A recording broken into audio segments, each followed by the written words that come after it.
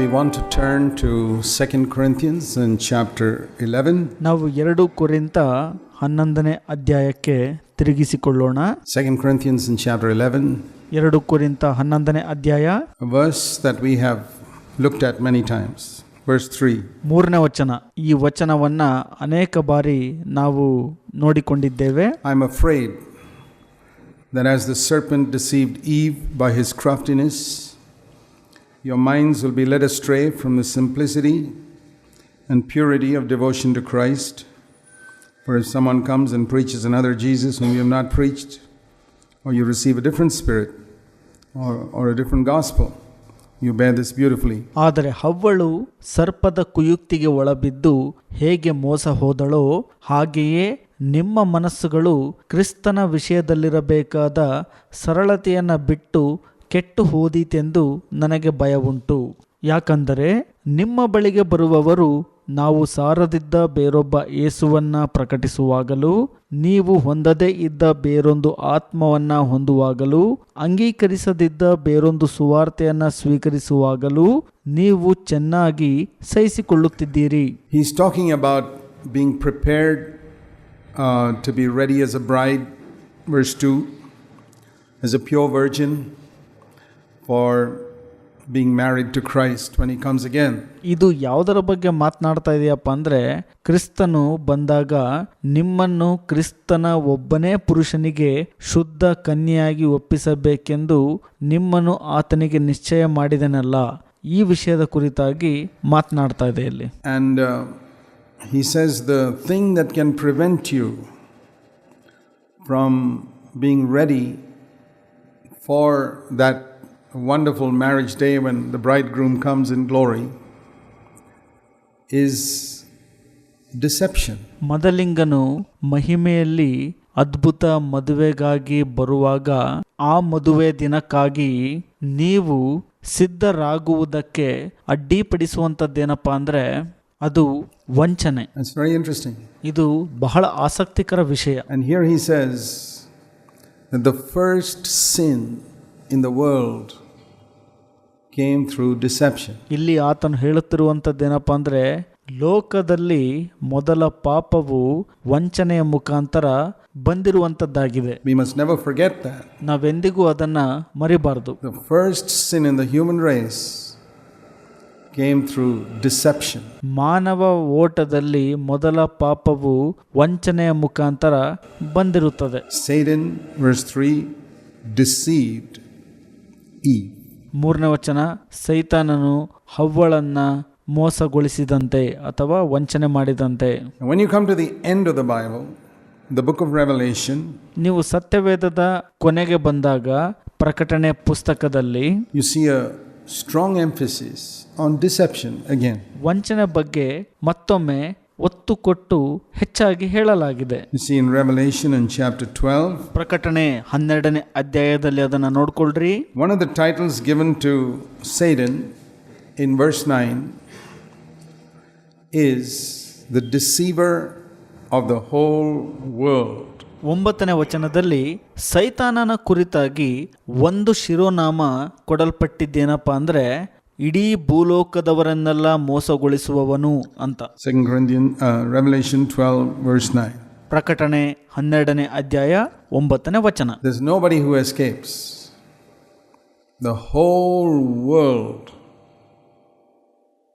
He does with the whole world exactly what he did with Eve. ಯಾರೂ ಕೂಡ ತಪ್ಪಿಸಿಕೊಳ್ಳಲು ಆಗುವುದಿಲ್ಲ. ಇಡೀ ಭೂಲೋಕವು ಮೋಸಕ್ಕೆ ಒಳಗಾಗಿದೆ. ಆತನು ಹೇಗೆ ಮೋಸಗೊಳಿಸಿದನೋ ಅದೇ ರೀತಿಯಾಗಿ ಭೂಲೋಕವನ್ನು ಕೂಡ ಮೋಸಗೊಳಿಸಿದ್ದಾನೆ. Now, I believe the Bible. I believe this is true.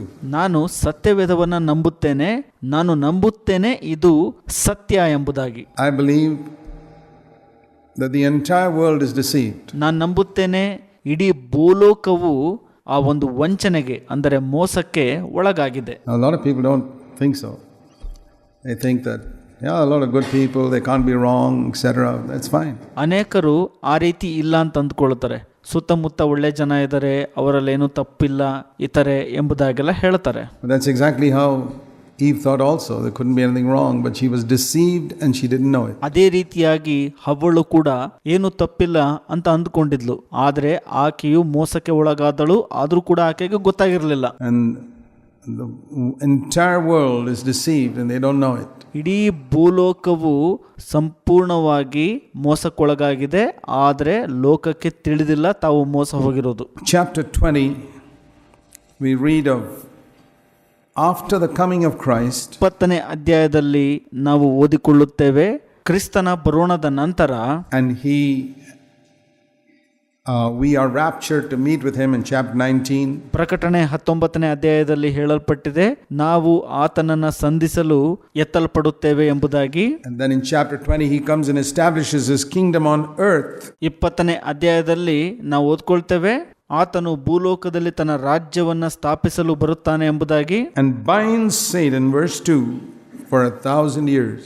2ನೇ ವಚನದಲ್ಲಿ ಸೈತಾನನನ್ನು 1000 ವರ್ಷ ಬಂಧಿಸಿದನು ಅಂತ ಹೇಳಲ್ಪಟ್ಟಿದೆ. You know, just by the way, we can't bind Satan now. Nobody can bind Satan. ನಾವು ಈಗ ಸೈತಾನನ ಬಂಧಿಸ್ಲಿಕ್ಕೆ ಆಗೋದಿಲ್ಲ, ಯಾರೂ ಕೂಡ ಸೈತಾನನನ್ನ ಬಂಧಿಸ್ಲಿಕ್ಕೆ ಆಗೋದಿಲ್ಲ.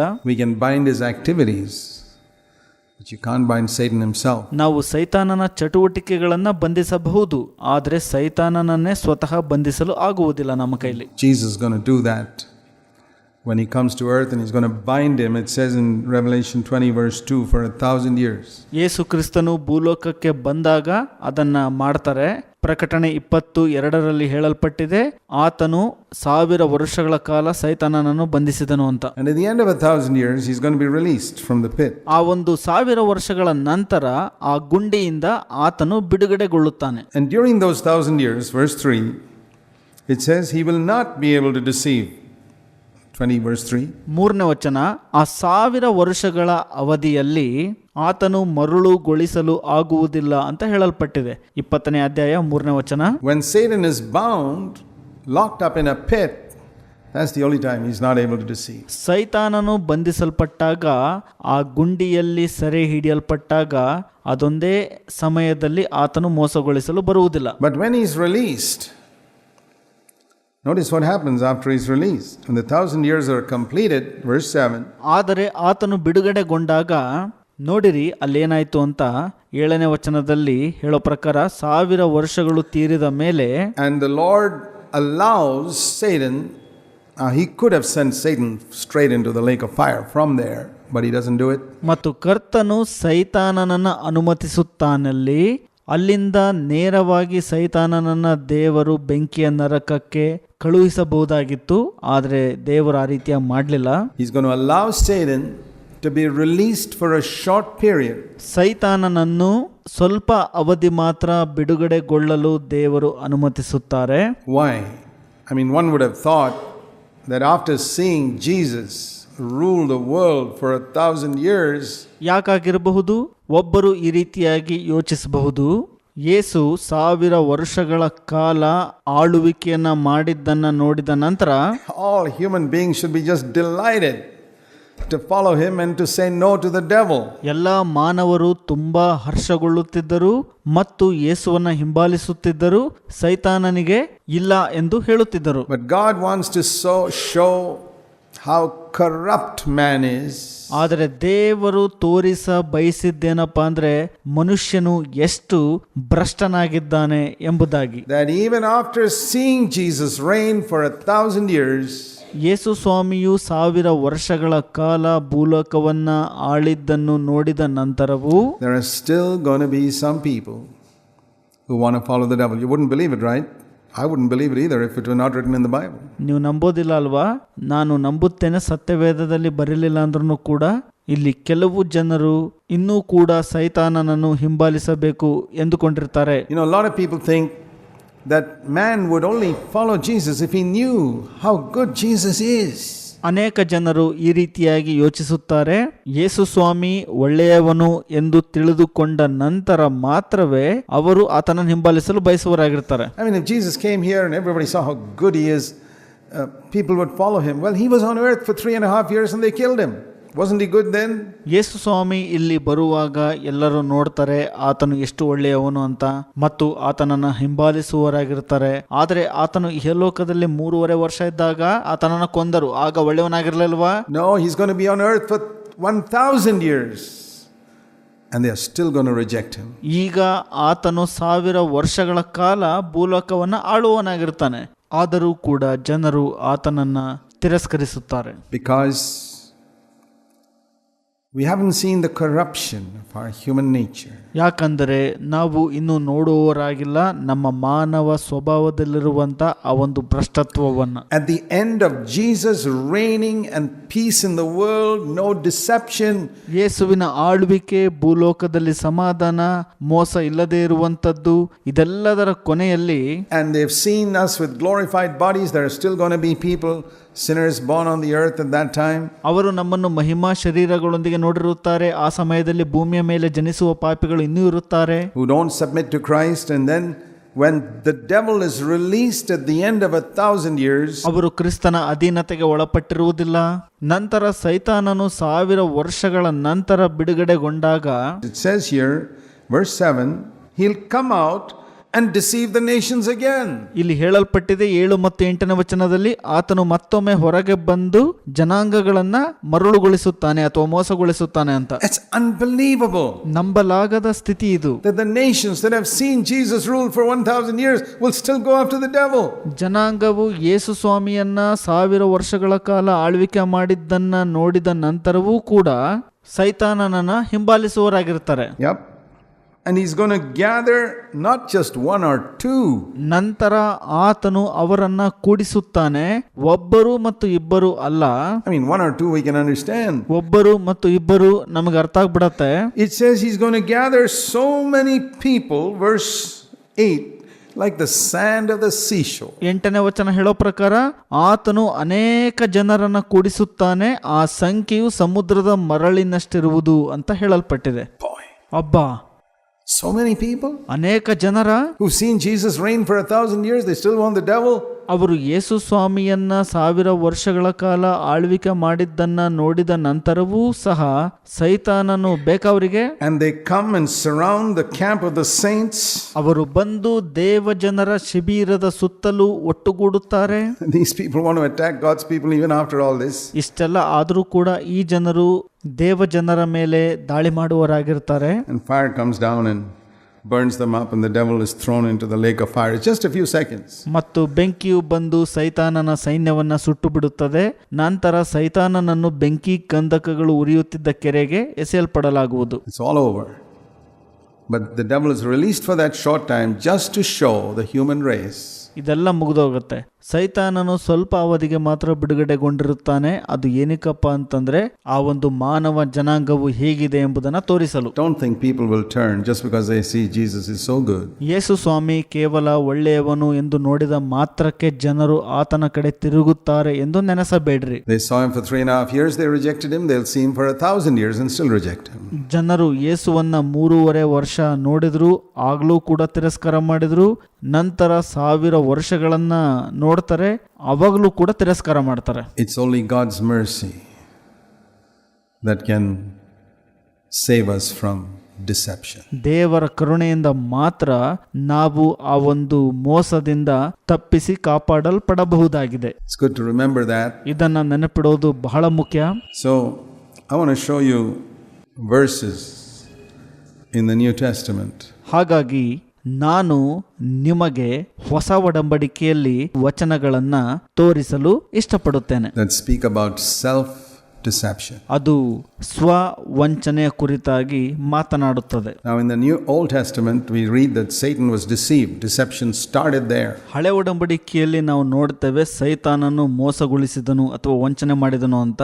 ವಂಚನೆ ಅಲ್ಲಿಂದನೇ ಪ್ರಾರಂಭ ಆಗಿದ್ದು. But here are verses that speak not just about Satan deceiving us. ಇಲ್ಲಿ ಕೆಲವು ವಚನಗಳು ಮಾತನಾಡುವಂತದ್ದೇನಪ್ಪ ಅಂದ್ರೆ ಕೇವಲ ಸೈತಾನನು ಮಾತ್ರ ನಮ್ಮನ್ನು ವಂಚಿಸೋದಿಲ್ಲ, But can deceive us so thoroughly, even believers, that we can deceive ourselves. ವಂಚನೆಯು ನಮ್ಮನ್ನ ಸಂಪೂರ್ಣವಾಗಿ ವಂಚಿಸಲು ಶಕ್ತವಾಗಿರುತ್ತದೆ. ವಿಶ್ವಾಸಿಗಳಾಗಿ ನಮ್ಮನ್ನ ನಾವು ವಂಚಿಸಿಕೊಳ್ಳುವ ಸಾಧ್ಯತೆ ಕೂಡ ಇರುತ್ತದೆ. You know, Jesus spoke about in the last days, ಯೇಸು ಸ್ವಾಮಿ ಮಾತನಾಡಿದ್ದಾರೆ ಕಡೆಯ ದಿನಗಳ ಕುರಿತಾಗಿ. even the elect would almost be deceived. It's going to be a tremendous amount of deception in the last days. ಆಯಲ್ಪಟ್ಟವರು ಕೂಡ ಮೋಸಕ್ಕೆ ಒಳಗಾಗಿ ಬಿಡ್ತಾರೆ. ಕಡೆ ದಿನಗಳಲ್ಲಿ ಬಹಳ ದೊಡ್ಡ ವಂಚನೆಯು ಕಾದು ಕೂತಿರುತ್ತದೆ. Paul says in 1 Timothy 4, the Holy Spirit underlines that many deceiving spirits are going to go into the world. ಪೌಲನು 1 ತಿಮೋತಿ 4ನೇ ಅಧ್ಯಾಯದಲ್ಲಿ ಹೇಳ್ತಾನೆ, ಆತ್ಮನು ಸ್ಪಷ್ಟವಾಗಿ ಹೇಳುವುದೇನಪ್ಪಾ ಅಂತಂದ್ರೆ ಅನೇಕ ವಂಚಿಸುವಂತ ಆತ್ಮಗಳು ಲೋಕದೊಳಕ್ಕೆ ಪ್ರವೇಶಿಸುತ್ತವೆ. I thought about that. I said, ನಾನು ಅದರ ಬಗ್ಗೆ ಯೋಚನೆ ಮಾಡಿದೆ.